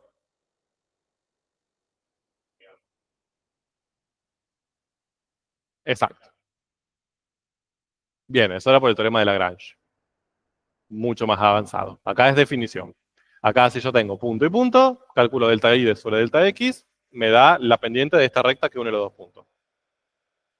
¿De acuerdo? Ahora, cuando calculábamos la derivada, aparecía el límite. ¿Se acuerdan? O sea, teníamos el cociente incremental y ahora aparece como nueva cosa divertida, el límite. O sea, lo que teníamos que hacer era lo mismo que veníamos haciendo, pero ahora ese delta x no permitíamos que sea media hora. Permitíamos que sea algo infinitesimalmente pequeño. Es decir, que sea prácticamente instantáneo. Un cambio en esa variable muy pequeñito. Tan pequeño como se puede imaginar. Entonces, ahí la velocidad media ahora ya no es una velocidad media. Lo voy a pensar como una velocidad instantánea. Es decir, si yo ahora en vez de trabajar, si yo no digo me moví en media hora 40 kilómetros, digo en un nanosegundo me moví tantos micrometros, ¿bien? Lo que estoy calculando es la velocidad prácticamente en ese momento. ¿De acuerdo? No es un promedio de un montón de movimientos. Es el único movimiento que hice a qué velocidad me moví. ¿De acuerdo? Entonces, esa velocidad la calculábamos como la velocidad, la pensábamos como la velocidad instantánea. Y en el ejemplo del auto sería lo que está midiendo en cada momento el velocímetro. El velocímetro no nos da una velocidad promedio de todo nuestro movimiento. Nos está diciendo a qué velocidad nos estamos moviendo en ese instante. ¿De acuerdo? Mientras que si yo esto lo pensaba geométricamente, como ahora los dos puntos no pueden estar tan separados, sino que tienen que estar lo más cerca posible, la recta que yo estoy generando ahí es una recta que tiene una propiedad particular, que es la propiedad de ser tangente a la gráfica. ¿Qué significaba que sea tangente? Ojo con lo que van a decir. ¿Qué significaba que una recta sea tangente a una curva en un punto? No. Y voy a tirar una silla cuando me respondan eso. No sé de dónde sale esa definición. Viene de la geometría euclidiana, pero no creo que ustedes hayan visto eso en algún momento en su vida. Es un error decir que una tangente corta a la gráfica en un punto. Eso es incorrecto. Imagínense que ustedes tienen una gráfica así y que después hace esto. Si yo calculo la tangente acá, que más, si mi gráfica es más o menos así, la tangente va a ser así. Acá la va a cortar. Entonces, ¿no es tangente? Sí es tangente. O sea, no es que la corta solo en un punto. Esa es una interpretación incorrecta de la tangencia. ¿Qué es lo importante de la tangencia? Cuando una recta es tangente a una curva. ¿Mm?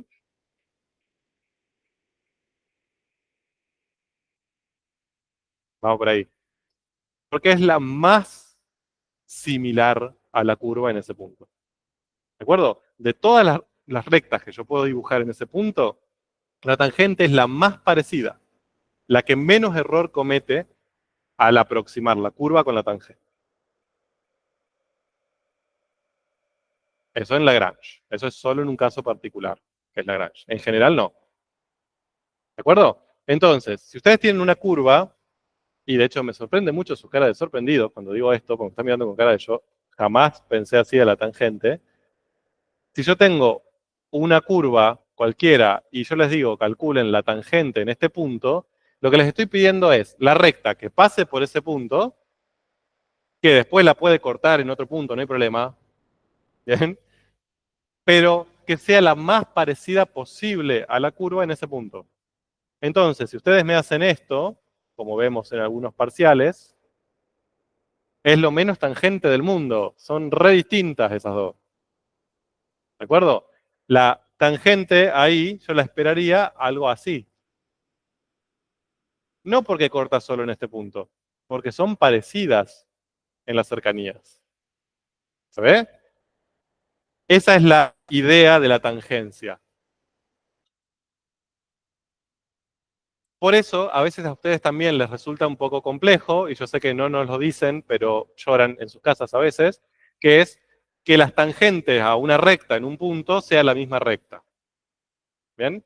De hecho, me lo han preguntado medio con vergüenza, ya terminando matemática 2, como que no entendían por qué la tangente a una recta es la misma recta. Porque claro, si pensaban en la definición de que corta en un solo punto, esas dos se están cortando en infinitos puntos, o sea, lo más lejano a esa definición posible. ¿Por qué la tangente a una recta es la misma recta? Porque es la más parecida.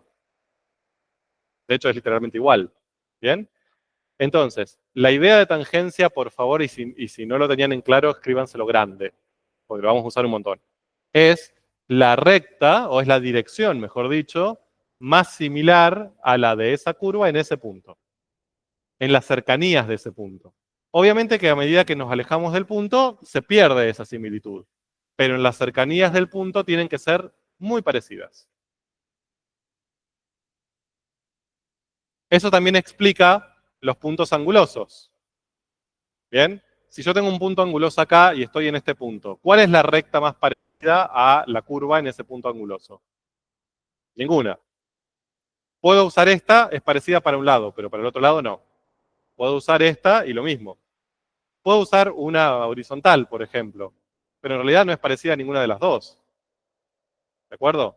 Entonces, no existe ninguna recta que sea parecida a ese punto anguloso. Por eso, los puntos angulosos no tienen tangente, no tienen derivada, son puntos no derivables, de no derivación.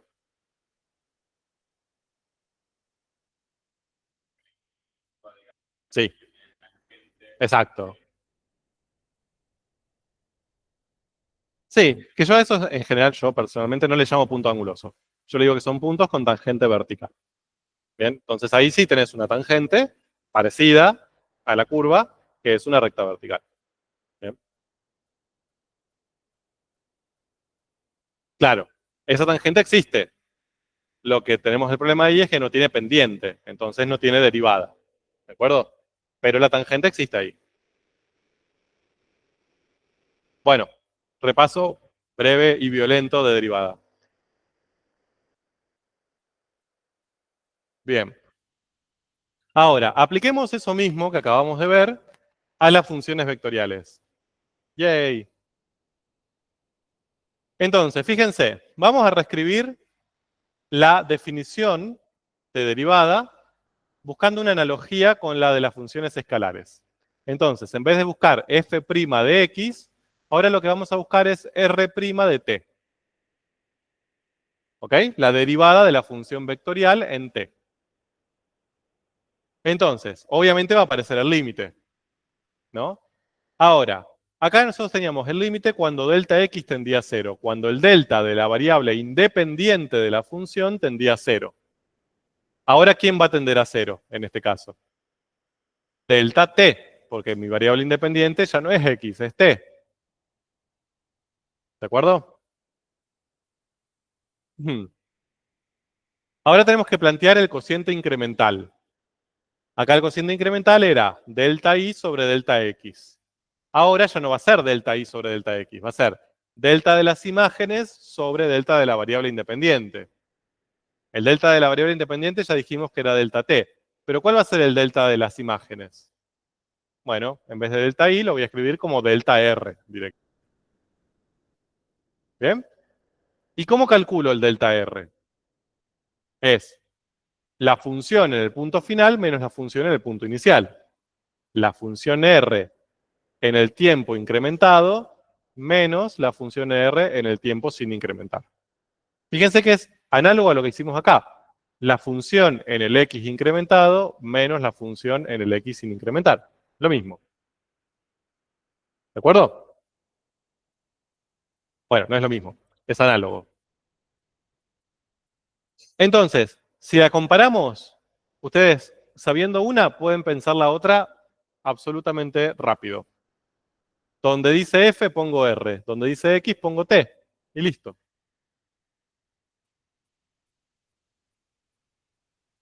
Entonces, esta ahora, de hecho se las presento, es la definición de derivada de una función vectorial. Es 100% análoga a la definición de derivada de una función escalar. No es igual, es análoga. Se piensa de la misma manera.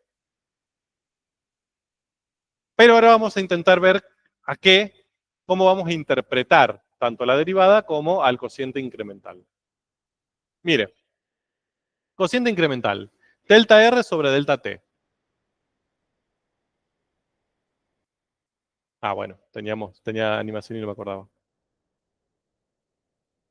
Bien. Entonces, fíjense, vamos a tratar de analizar qué pasa con este delta R sobre delta T. Primero analicemos el delta R. ¿Qué es el delta R? Es aplicar la función en el T incrementado y restarle la función aplicada en el T original.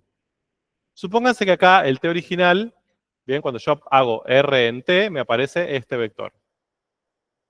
¿De acuerdo? Este sería la imagen de R en T. Me aparece este punto final y este vectorcito R en T. ¿Estamos de acuerdo? Si ahora yo incremento T, o sea, en vez de trabajar con este T, trabajo con un T distinto, supongamos que el delta T es positivo para hacerlo más fácil. O sea, si acá trabajaba con un T, trabajo acá con un T más grande. Por ejemplo, en vez de calcular R en 1, calculo R en 1,5. ¿Bien? Entonces, ¿qué va a pasar? Voy a obtener otro vector que va a ser la imagen de ese R en el T incrementado. ¿De acuerdo? Con un punto final distinto, ambos sobre la curva que se está recorriendo en este sentido.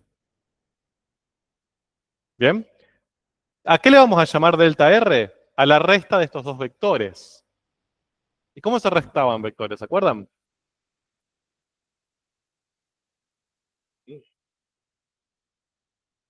Sí. Eso. Bien. Era, si lo hacíamos gráficamente, lo que teníamos que hacer era dar vuelta uno en sentido y después posicionarlos uno detrás de otro, ¿no? Eso lo que me daba, en definitiva, era esta distancia es la misma que la distancia entre los dos puntos finales. Entonces, ¿qué quiero decir? Que la resta entre este vector R y este vector R incrementado es este vector que tenemos ahí. Bien, es un vector que va desde el punto final del primero al punto final del segundo. Entonces, ese cociente, no miento, la parte de arriba del cociente incremental, el numerador del cociente incremental, va a ser ese vector que tenemos ahí. El que conecta el punto final del R normal con el punto final del R incrementado. Entonces, ¿cómo le podríamos llamar a ese vector que conecta un punto con otro usando estas palabras que tenemos acá? ¿Cómo le llamábamos a esas cosas que para una curva conectaba un punto con otro cualquiera? Secante. ¿De acuerdo? Entonces, este se llamar como vector secante. ¿De acuerdo? Es un vector que va desde el punto final de R en un T al RT incrementado, une esos dos puntos. Ese es el vector delta R. Y delta T es un número. Entonces lo que va a hacer es cambiarle el módulo a ese vector, pero no la dirección y el sentido, ¿no? Entonces, en definitiva, siempre el cociente incremental lo que me va a dar es un vector secante. Y también lo vamos a pensar, esto es algo nuevo, como la velocidad vectorial media. Ese vectorcito que tenemos ahí, ya habiendo aplicado el delta t, nos va a dar la velocidad media de movimiento entre este y este punto. Ahora,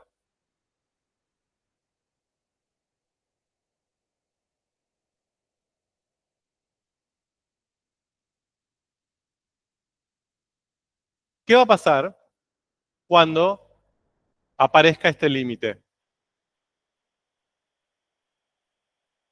Eso. Si aparece este límite, el delta t se hace cero. O sea, este incremento que le estamos haciendo a t va a tender a ser lo más chiquito posible. O sea, ¿qué le va a pasar a este punto? ¿Dónde va a intentar ir?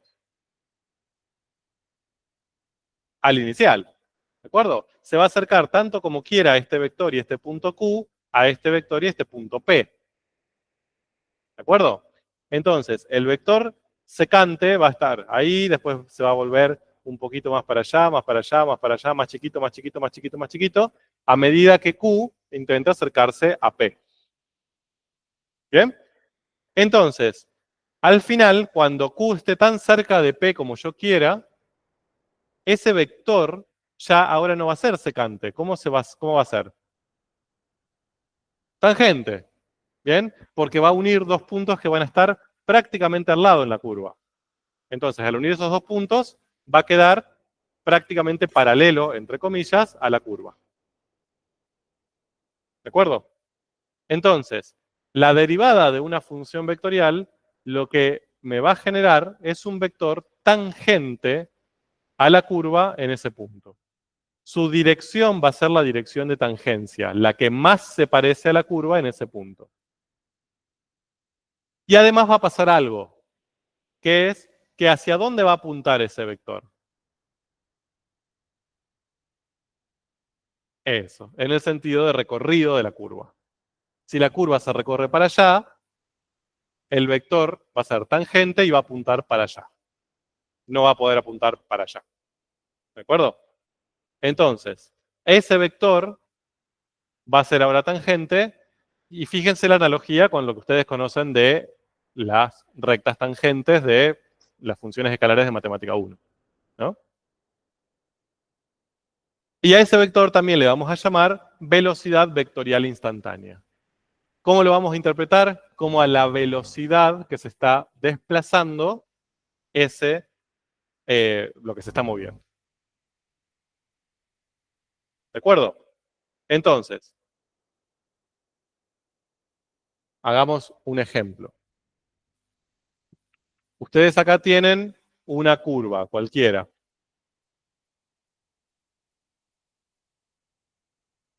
orientada para allá.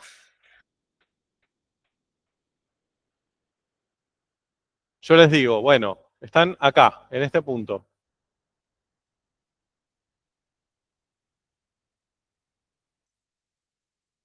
Y están, a ver, acá, en este punto.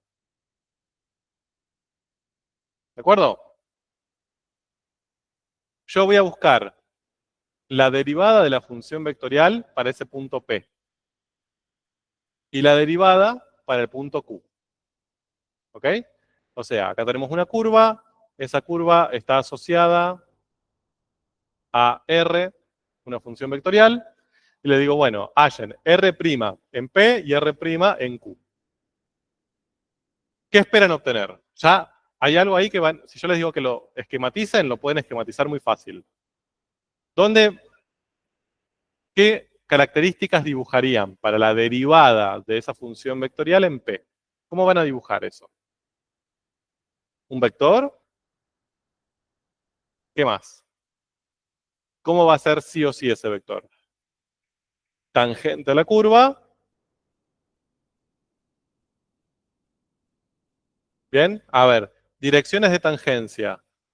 Sería esa y sería algo así, ¿no? Bueno, más o menos.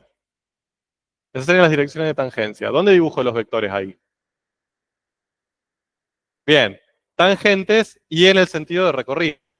O sea que yo los tendría que dibujar para allá, ¿no? De derecha a izquierda. Ahora, cuando yo los hago, veo esto. Bueno, usen la imaginación, por favor.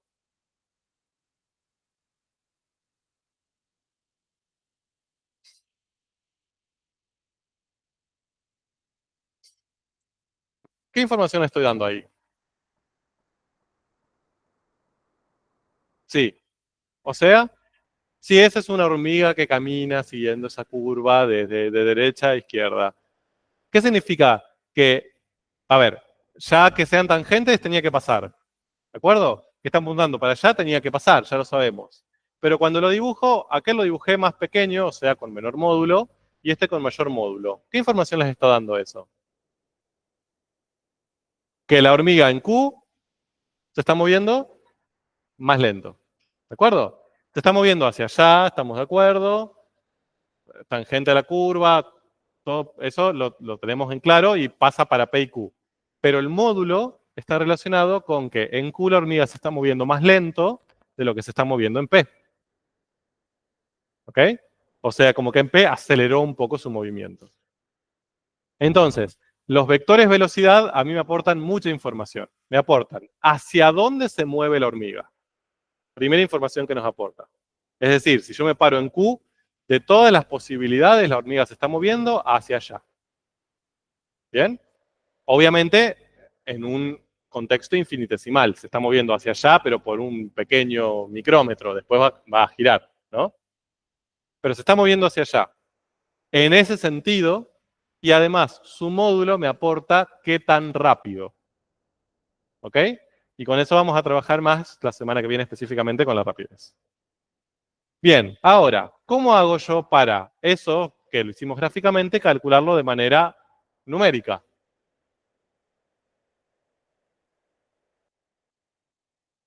Por ejemplo, si yo les doy esas dos funciones vectoriales y les digo, calculen la velocidad de esas funciones vectoriales, ¿qué harían? No, por las ecuaciones, no puedo derivar ecuaciones paramétricas. Acuérdense que la derivación se aplica solo en funciones. Entonces, acá todas las herramientas de cálculo, límite, derivada, integrales, se aplican sobre funciones vectoriales. ¿Cómo derivo esa función vectorial? Bien, lo podría hacer por definición, haciendo un límite, ¿no? El límite del cociente incremental. Pero, ¿qué pasaba con los límites? ¿Cómo calculo el límite de todo esto? Por separado. Entonces, lo que voy a tener que hacer es calcular el límite del cociente incremental de esto y el límite del cociente incremental de esto. O sea, la derivada de cada una. Entonces, ¿para qué hago el límite? Uso las reglas de derivación. pero las hago por componente. ¿De acuerdo? Eso es, perdón, ya eso pasaré, lo retomaremos la semana que viene, pero eso es un teorema, que es el teorema de derivación componente a componente de funciones vectoriales. Miren qué bello nombre. Que es un teorema hermoso, muy subestimado por el mundo, pero es hermoso al fin. Que lo que les dice es que si yo tengo una función vectorial R con ley fg, es decir, con sus funciones componentes, y ambas son derivables, yo puedo calcular la derivada de esa función vectorial haciendo la derivada de cada una de sus componentes. Y punto. Entonces, derivar una función vectorial simplemente es derivar cada componente por separado. Y eso ustedes ya lo saben hacer, lo hacen automáticamente.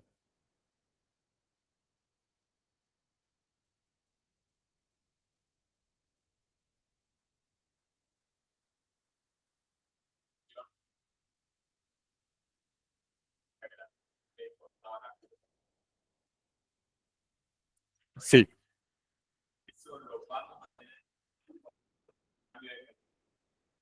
El vector tangente sí queda. O sea, si cambia de concavidad en ese punto, si está recorrida para un lado, el vector tangente queda por debajo de la curva, por ejemplo. Y para el otro lado queda por arriba de la curva. Sí. No lo vamos a usar mucho, pero pasa.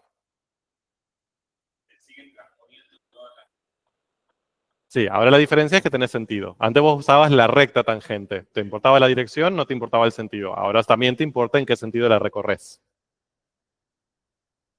Bien. Y eso se demuestra como lo acabamos de decir, el teorema. Tengo ahí la definición que acabamos de hallar de la derivada de una función vectorial. ¿De acuerdo? Dijimos, era función vectorial, bien, en el punto incrementado, menos la función vectorial aplicada en el punto sin incrementar, sobre el valor de ese incremento. Eso era la derivada siempre y cuando ese incremento tendiese a ser tan pequeño como yo quiera. Ahora, R viene dada por sus componentes. Entonces, aplicar R en T más H es lo mismo que hacer F en T más H, G en T más H. Y R en T es lo mismo que decir F en T, G en T.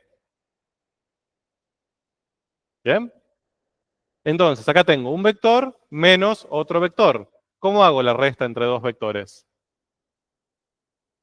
Componente a componente. Entonces, ahora me queda F en T más H menos F en T, G en T más H menos G en T. Bien, resté componente a componente. Ahora, a este vector que tengo acá, lo estoy multiplicando por el número 1 sobre h. ¿Cómo hacemos para multiplicar un vector por un número? Multiplicábamos componente a componente. Qué divertido. Bien, entonces acá queda f en t más h menos f en t por 1 sobre h. Y la otra componente, g en t más h menos g en t por 1 sobre h. ¿Y cómo calculo el límite de una función vectorial? Dijimos. Sí, una vez distribuido el límite, componente a componente. ¿Bien? Es decir, hago el límite de esto, punto y coma, límite de esto. ¿Bien? Lo que vimos al principio de definición de límite. Este es el paso que yo les digo que esto podría ser mucho más complicado de lo que es. Agradezcamos este paso. ¿Bien? Acá, si yo tengo de una función vectorial, calculo el límite de cada componente por separado y ya está. ¿Y esto qué es? El límite cuando h tiende a 0 de f incrementado menos f sin incrementar sobre el incremento. La derivada de... ¿De quién? ¿A quién estamos derivando acá? A f. ¿Y acá? A g. Entonces demostramos que la derivada de r la puedo calcular haciendo la derivada de f y la derivada de g por separado y usándola como componentes. Componente a componente. ¿De acuerdo? Bien, basta. Nos vemos la semana que viene. Cualquier duda, gente virtual, gente de carne y hueso, estoy para responderle. Sí.